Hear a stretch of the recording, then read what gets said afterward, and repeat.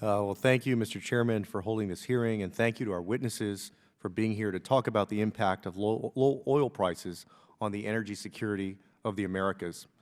As you know, the Western Hemisphere is home to over a third of the world's proven crude oil reserves and 10% of the world's natural gas reserves, with the U.S. being by far the largest energy producer in the region. The United States has extensive oil and natural gas trade relations with the other nations of the Western Hemisphere, particularly Canada and Mexico.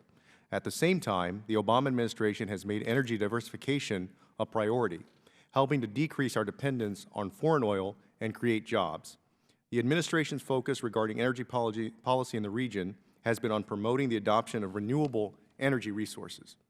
In recent years, the Hemisphere has made strides in shifting to more renewable and diversified resources, and as a result has become the world's leading producer of hydroelectric power. However, the drastic shifts in oil prices have greatly affected many countries in the region that are more heavily reliant on hydrocarbons. A large portion of the world's oil reserves are located in Venezuela, a country currently suffering from severe economic and political turmoil with an unstable region at the helm. High oil prices greatly benefited Venezuela and other energy producers in the Western Hemisphere for over the last 10 years.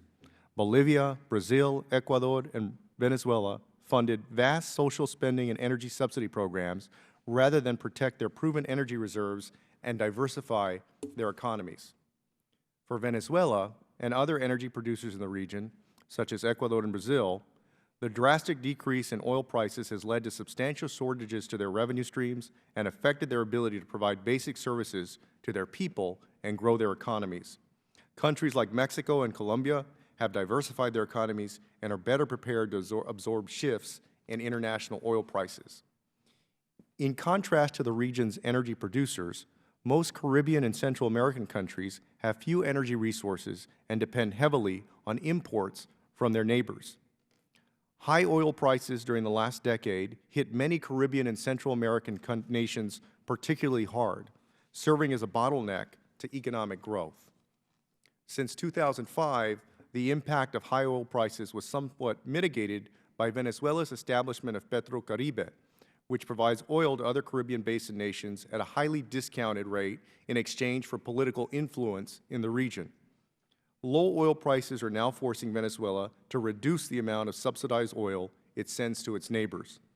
I am interested in hearing how the possible end of PetroCaribe may affect these small economies. I look forward to the testimony of our witnesses as they help this committee understand how the considerable drop in oil prices since 2014 is affecting our region, and as they lay out the conditions needed in order for oil prices to recover. Thank you, and I yield back my time.